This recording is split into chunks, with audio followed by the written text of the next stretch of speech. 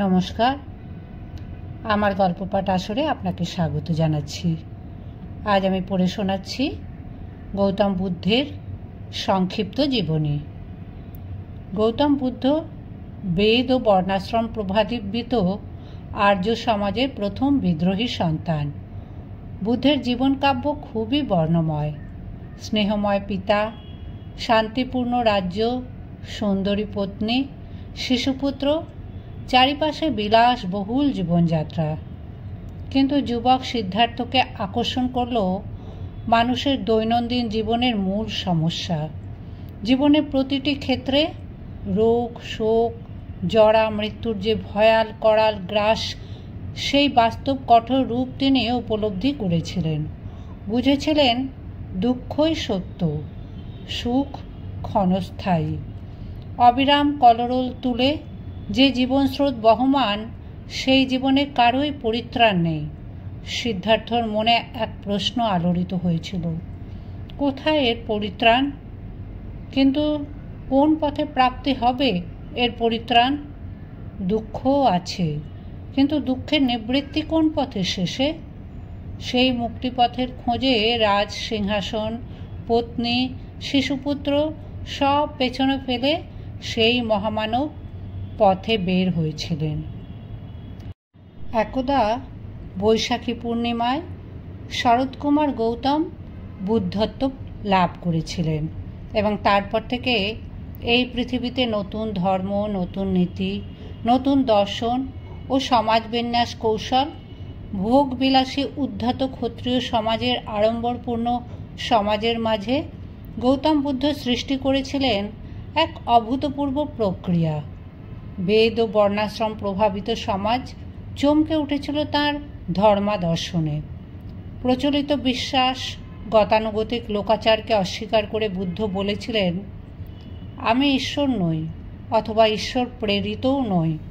আমি মানব সন্তান সাধন বলে জেনেছি জন্ম ও মৃত্যুর রহস্য, জেনেছি দুঃখ কী, জেনেছি দুঃখের কারণ, এবং সেই কারণ দূর করার উপায়ও জেনেছি। এইভাবে সমাজের ব্রাহ্মণ, চণ্ডাল সব ব্যক্তিত্বই বুদ্ধের দ্বারা তার প্রতি আকৃষ্ট হয়েছিলেন। তাদের সকলের জীবনকেই বুদ্ধ চালিত করেছিলেন নতুন নির্মল বিচার বুদ্ধি সম্পন্ন পথে। সকলকে আহ্বান করেছিলেন জীবনের প্রসারের পথে। ইতিহাসে বুদ্ধ যে শ্রেষ্ঠত্ব দাবি করেন, তার কারণ এই সবই। মানব চিন্তায় নিজেকে নিয়োজিত করেছিলেন গৌতম বুদ্ধ, সব ইতিহাস কিংবদন্তির সীমানা অতিক্রম করে। শাক্য রাজ্যের রাজা ছিলেন শুদ্ধোদন। কপিলাবস্তু ছিল সেই রাজ্যের রাজধানী। কপিলাবস্তু হিমালয়ের শানু দেশে অবস্থিত ছিল। শাক্যকুলের উপাধি ছিল গৌতম।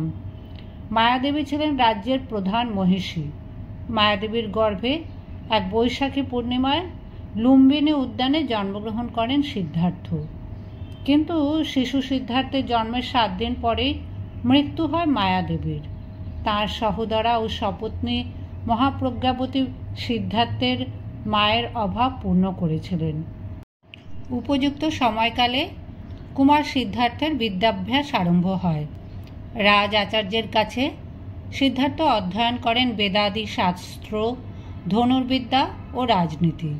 তিনি মৃগয়া, অশ্বারোহণ, রথ চালনা ইত্যাদি বিদ্যাতেও ছিলেন যথেষ্ট পারদর্শী।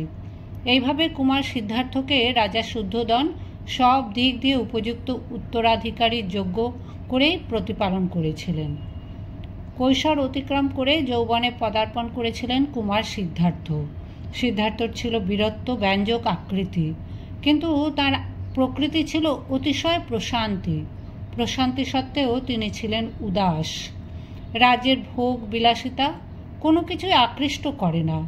রাজা শুদ্ধোদনের শত চেষ্টা সত্ত্বেও রাজকুমার সিদ্ধার্থ সব রকমের ভোগ বিলাস থেকে দূরে থাকতেন। কৃষি হলোৎসবের দিনে সিদ্ধার্থকে এক জাম গাছের নিচে ধ্যানস্থ অবস্থায় সবাই আবিষ্কার করেন। শুদ্ধোদনের স্মরণে আসে এক অমোঘ ভবিষ্যৎবাণী।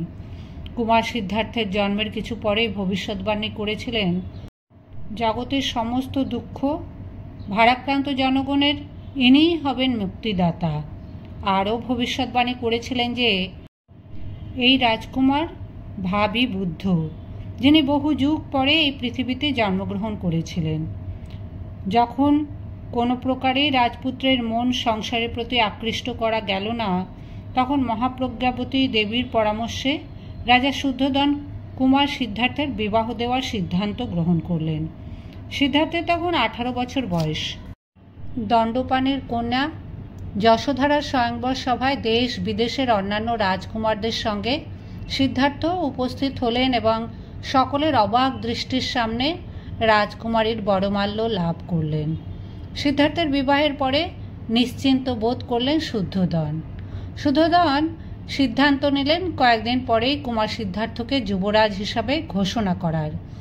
কিন্তু আকণ্ঠ ভোগ বিলাস এবং নববিবাহিত জীবন সত্ত্বেও সিদ্ধার্থর কোনো কিছুর প্রতি আসক্তি ছিল না। এইভাবে 10 বছর অতিক্রান্ত হবার পরও কোনোভাবেই সংসারের প্রতি আকর্ষণ অনুভব করেননি রাজকুমার সিদ্ধার্থ। ততদিনে সিদ্ধার্থের এক পুত্র সন্তানও জন্মগ্রহণ করেছে। কিন্তু শৃঙ্খলে আবদ্ধ হস্তিচিত্ত যেমন অরণ্যের প্রতি ব্যাকুল মনোভাব পোষণ করে, রাজপুত্র সিদ্ধার্থও তেমনই সংসারের মায়ার বন্ধন কাটাতে ব্যগ্রবোধ করেছিলেন। এরই মধ্যে উপর্যুপরি 4 দিন নগর ভ্রমণে বেরিয়ে সিদ্ধার্থ একে একে দর্শন করলেন একটি পক্ককেশ বৃদ্ধ, ব্যাধিগ্রস্ত একটি মানুষ, একটি মৃতদেহ। এইভাবেই জরা, ব্যাধি ও মৃত্যুকে উপলব্ধি করলেন কুমার সিদ্ধার্থ। একদিন তার সাক্ষাৎ হলো এক দেব দর্শনধারী সন্ন্যাসীর সাথে। এই সন্ন্যাসী সিদ্ধার্থকে বোঝালেন যে সিদ্ধার্থই হলেন বোধিসত্ত্ব, জগৎকে ধর্মের নতুন আলোয় আলোকিত করার জন্যই জন্ম হয়েছে সিদ্ধার্থের। তারপরেই সিদ্ধার্থ মনে মনে সিদ্ধান্ত লাভ করেন গৃহত্যাগের জন্য। এক চৈত্র পূর্ণিমার নিস্তব্ধ রাত্রে নিদ্রিত পত্নী যশোধরা এবং নিদ্রিত পুত্র রাহুলকে পেছনে ফেলে মহাজীবনের অনন্ত পথে অগ্রসর হলেন কুমার সিদ্ধার্থ। এরপরেই সৌম্যমূর্তি সিদ্ধার্থ গৌতম কখনো বৈশালী, কখনো শ্রাবস্তীর পথে পদব্রজে ভ্রমণ করেছেন। হাতে তার ভিক্ষা পাত্র। রাজপুত্র সিদ্ধার্থ তখন শাক্যমুনি। অনন্ত নির্বাণ পথের পথিক শাক্যমুনি সিদ্ধার্থ। পথ চলার সময় যত তপস্বী সাধুর সংস্পর্শে আসেন, তিনি তাদের শিষ্যত্ব গ্রহণ করে আহরণ করেন নতুন নতুন ধর্মজ্ঞান ও মতাদর্শ। নানা বিষয় জ্ঞান অর্জন করেন। কর্ম, জন্মান্তর, ঈশ্বরতত্ত্ব, আত্মস্বরূপ এবং শাস্ত্রের আরও কত নিগূঢ় তত্ত্ব। পাশাপাশি চলে কঠোর সাধনা। এক সময় শ্রাবস্তি ছেড়ে তিনি চলে আসেন বিম্বিসারের রাজগৃহে। আরও শ্রেষ্ঠতর সাধনার উদ্দেশ্যে একসময় তিনি রাজগৃহ ত্যাগ করেন, আসেন উড়ুবিল্লে, বর্তমান নাম বুদ্ধগয়া। বুদ্ধগয়াতে এক নির্জন অন্তঃসলীলা নদীর পশ্চিম তটে এক প্রাচীন বটবৃক্ষের তলায় গৌতম শুরু করেন তার নিবিড় সাধনা। ক্রমে উপবাসে ও অনাহারে জীর্ণ ও শীর্ণ হয় তার দেহ, তথাপি চলে সাধনা। জীবনে কাঙ্ক্ষিত সত্যের সন্ধানে চলে সিদ্ধার্থের কঠোর সাধনা।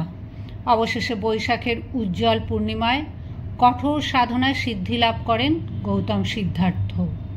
এই সিদ্ধিলাভের ফলে তার মন ক্রমশ উপনীত হয় ধ্যানের স্তর অতিক্রম করে সুখ দুঃখের অতীত স্মৃতি পরিশুদ্ধময় চতুর্থ স্তরে। এই প্রকারেই উন্মোচিত হয় জন্ম জন্মান্তরের রহস্য জবনিকা। এরপর আয়ত্ত হয় দ্বিতীয় বিদ্যা, চ্যুত উৎপত্তি জ্ঞান। উদ্ঘাটিত হয় জন্ম মৃত্যু রহস্য। তৃতীয় স্তরে তিনি লাভ করেন জগতের স্বরূপ। চতুর্থ স্তরে সাধনা প্রসূত বুদ্ধত্ব লাভ করে ভগবান বুদ্ধ বিপুল আনন্দোচ্ছ্বাসে নৈরঞ্জনা সৈকত প্রতিধ্বনিত করেন, সংস্কার বিগত বৃত্ত তৃষ্ণা আজি পাইয়াছে ক্ষয়। সেই স্তরে কার্যকারণ শৃঙ্খলা বিলোকন করে দুঃখের মূল তত্ত্বে উপনীত হয়েছিলেন বুদ্ধদেব।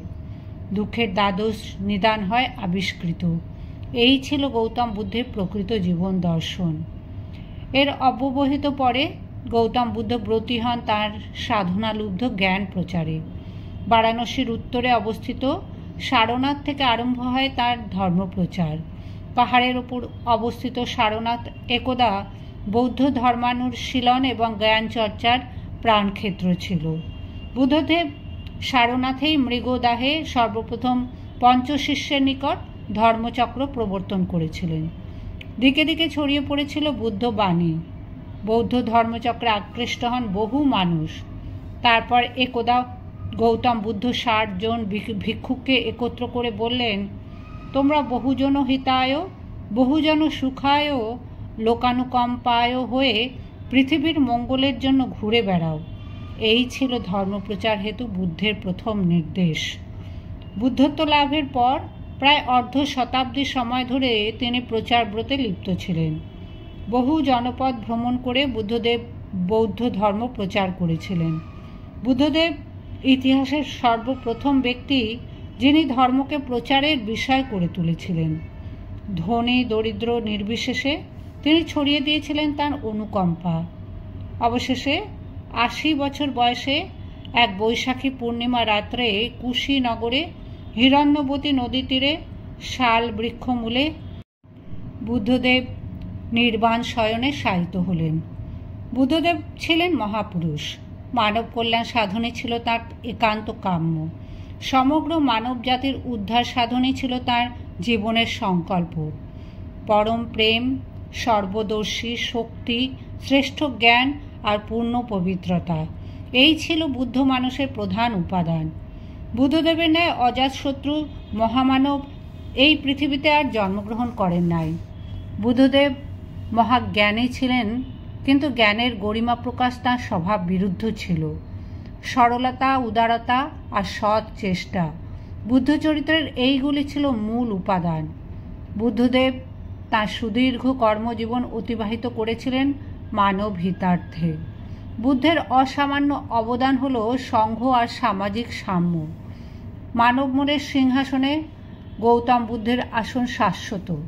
তাই আজও মানব মনের গভীর হতে উচ্চারিত হয় প্রার্থনা, শান্ত হে, মুক্ত হে, হে অনন্ত পুণ্য, করুণা ঘন ধরণী তল, কর কলঙ্ক শূন্য।